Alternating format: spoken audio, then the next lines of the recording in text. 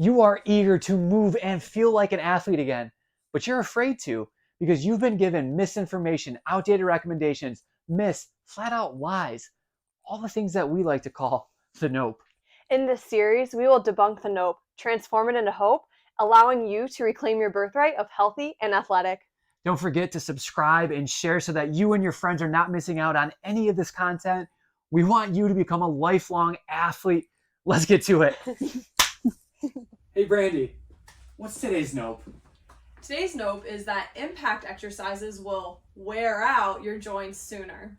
The hope to that, the nope that we're replacing, it's Wolff's Law. Bones adapt to the stresses placed on them. If bones do that, then shouldn't cartilage do the same thing? We're going to talk about that more, but we're going to show you our 3 favorite exercises to start building up the ability to tolerate impact forces, because if you're going from your couch to running, there's a little bit of progressive overload that we need to use in between to make sure that your brain and your body is ready for this type of movement.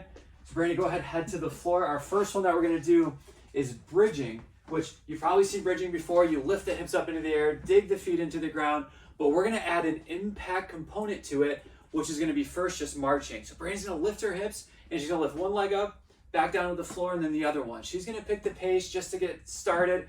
It's a very light load. We're taking away half the body weight. We're not fighting up against gravity, and we're grading these forces. So now she feels comfortable with that. She feels good with that. We're going to pick up the intensity a little bit by going faster with it. So just the cadence, faster, faster, faster with the feet.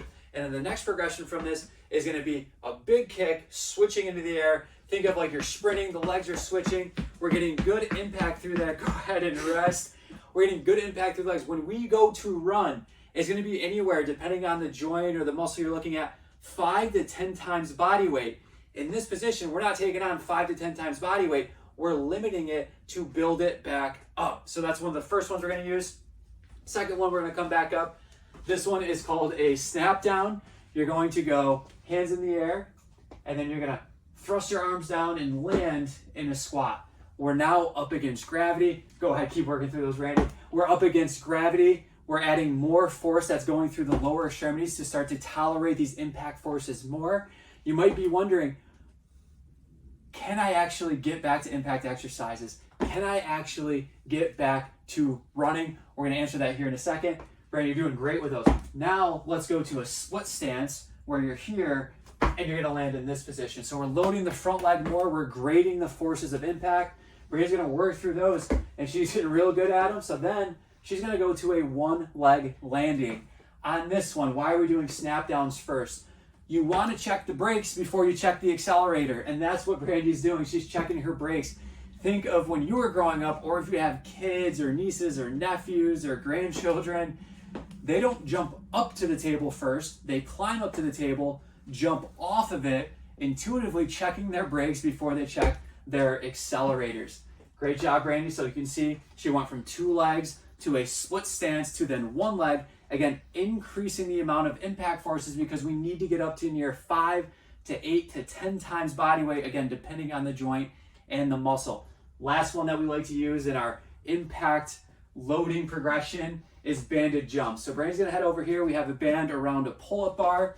That band is taking some of the forces off as she goes to jump. Now we're accelerating. We're accelerating and then landing, accelerating and landing, but she's gonna hit the ground and spring right back up. We're gonna keep the knees straight if our target's more of the calf and the Achilles, which is known to take on about 8 times body weight with running force or impact forces. If we want to get a little bit more of the patellar quad tendons, some more of the glute adductor tendons, we're going to add a little bit of a squat into it. Again, this is a 2-leg landing. She's doing well with that, wants to progress a little bit further. Split stance landing. And then finally, that one feels good. Now she's going to go to a 1-leg jump and landing, which is very difficult to do. But if your goal is to get back to running, the faster that you run, the more it becomes a single leg stance movement. And here is the kicker, the thing that we wanted to share with you. This research here, review article, actually shows that running is not dangerous to our cartilage in the knee joint. It does not wear out the joint sooner. It actually becomes protective. Now, when you look at the research, immediately after running, the cartilage size decreases a little bit. But here's the beautiful thing about the human body. It adapts, it repairs, it becomes more resilient.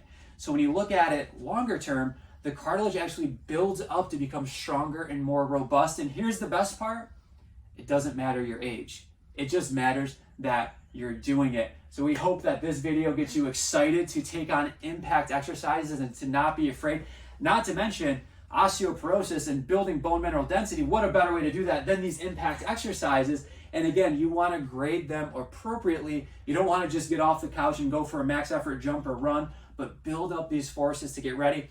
How many of them should you do? It depends on your goal. It depends on the length that you want to run. That all becomes super individualized, which we can't do on this video, but with working with you, we would be able to do that. We just hope that this video gets you excited, that you dive into that research article that we shared, and that you are no longer fearful to take on impact exercises, because to be a lifelong athlete, you need impact. You need impact movement. We are here to empower you to get out of the nope, replace it with hope, and help you to reclaim your birthright of healthy and athletic. In this video, we busted some myths, updated your education, showed you some of our favorite movements, external loading, but at best, that's only half the equation. The other half is internal load, how we adapt to it. We don't just specialize in movement, but how we actually adapt to it to become lifelong athletes. We can't wait to coach you if you're interested, so head over to hopenotnope.org and we'll see you there.